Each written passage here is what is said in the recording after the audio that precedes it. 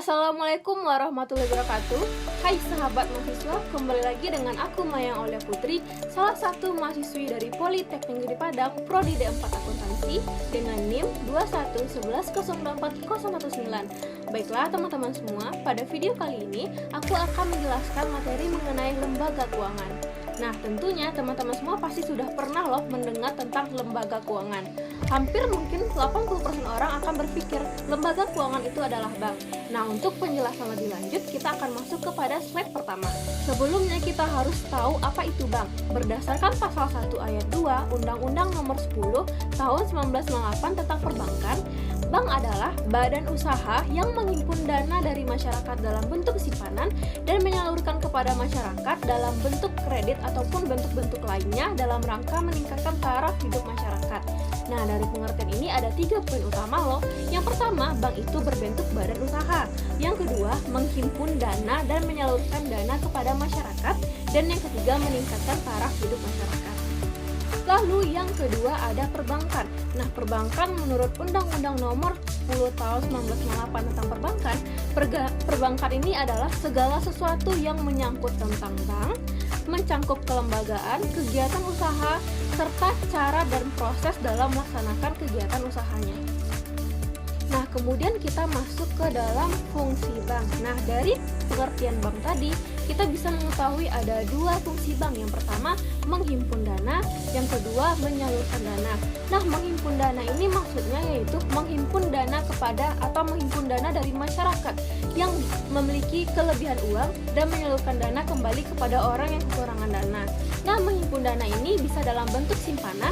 Simpanan ini terbagi atas 3. Yang pertama ada tabungan, deposito, dan juga giro. Sedangkan menyalurkan dana bisa dalam bentuk kredit, kredit investasi, kredit konsumtif, kredit modal kerja, dan juga kredit yang lainnya. Berikutnya kita akan membahas mengenai sejarah perbankan di dunia. Nah, di mana sih perbankan ini dimulai dan di mana bank pertama ini terletak?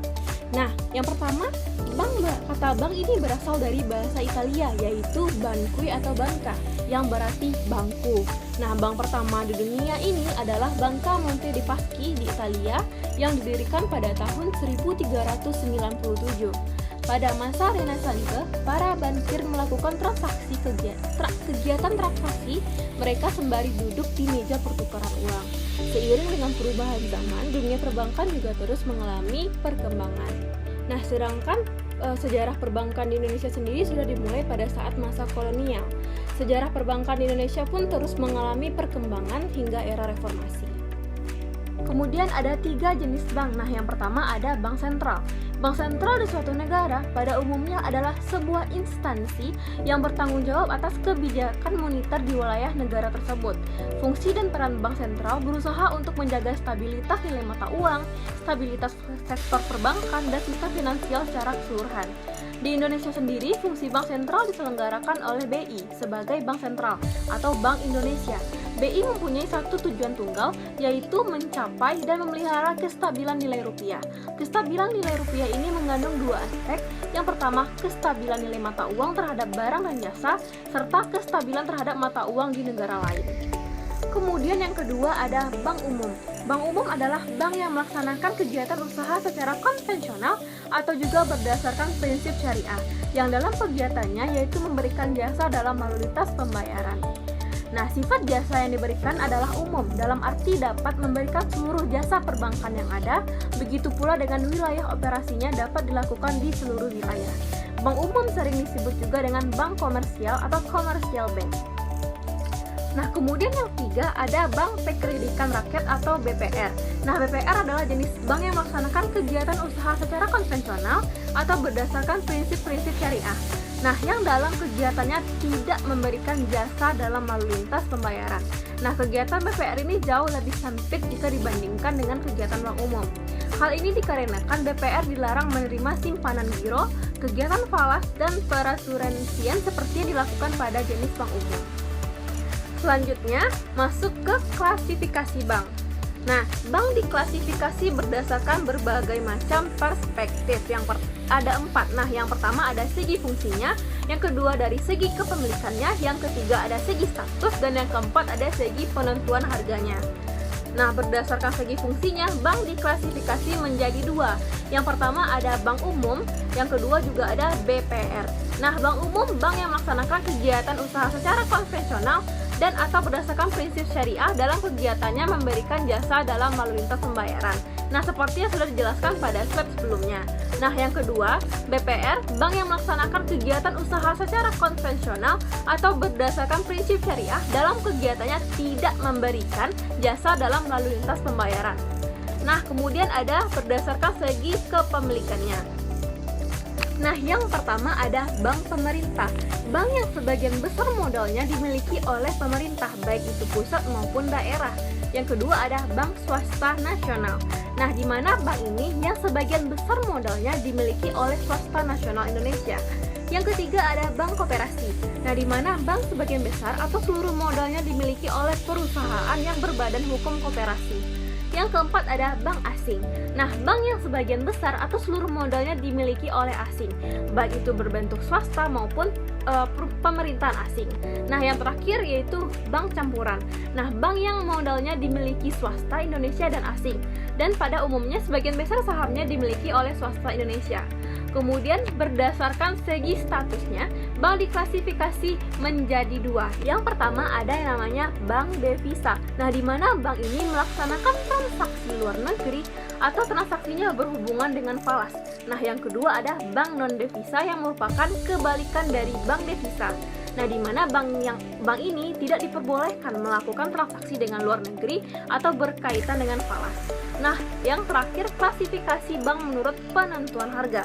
Nah, yang pertama ada bank konvensional, yaitu bank yang menentukan harganya, menetapkan suatu tingkat bunga tertentu, baik itu dana yang dikumpulkan maupun yang disalurkan. Nah, yang kedua ada bank syariah, di mana bank yang menentukan harganya tidak menetapkan suatu tingkat bunga tertentu, tetapi didasarkan pada prinsip-prinsip syariah pada bank tersebut.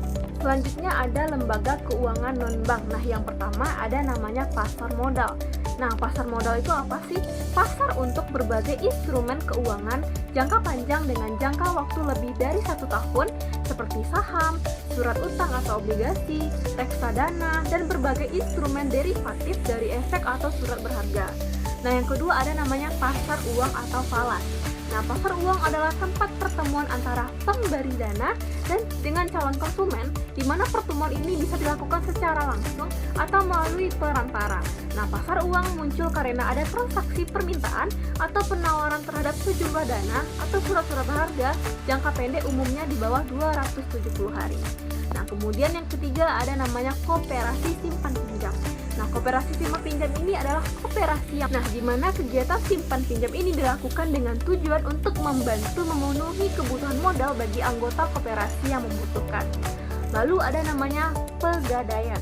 Nah, di mana pegadaian adalah suatu lembaga keuangan yang secara resmi mempunyai izin untuk melaksanakan kegiatan operasionalnya berupa pembiayaan kredit kepada masyarakat dalam bentuk penyaluran dana dengan jumlah yang relatif kecil maupun jumlah yang besar atas dasar gadai, juga sebagai jasa titipan atau jasa taksiran.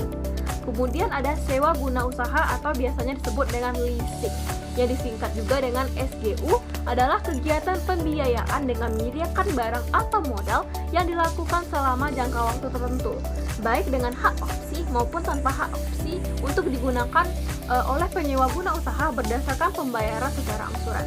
Selanjutnya ada anjak piutang. Anjak piutang sebagaimana yang didefinisikan dalam peraturan yang berlaku adalah kegiatan pembiayaan dalam bentuk pembelian atau pengalihan serta pengurusan piutang atau tagihan jangka pendek suatu perusahaan dari transaksi perdagangan, baik itu dalam negeri maupun transaksi di luar negeri. Kemudian ada asuransi.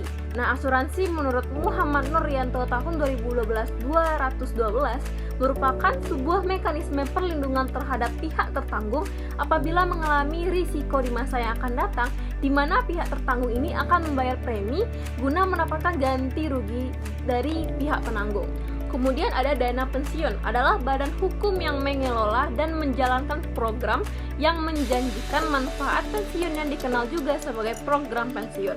Sesuai dengan Undang-Undang Nomor 11 Tahun 1992, dana ini adalah sarana untuk menghimpun uang guna meningkatkan kesejahteraan pada masa tua saat tidak aktif bekerja.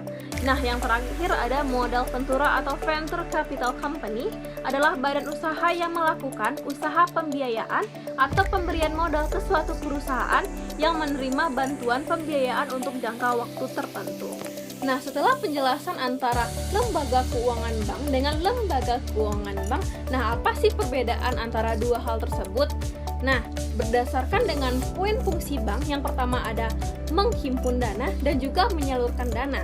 Nah, sedangkan untuk lembaga keuangan bank itu hanya memiliki satu fungsi di antara dua ini. Bisa itu menghimpun dana saja ataupun menyalurkan dana saja kepada masyarakat. Nah, baiklah, sekian dari video kali ini. Aku Maya Aulia Putri, dan jangan lupa untuk menonton video selanjutnya. Bye-bye!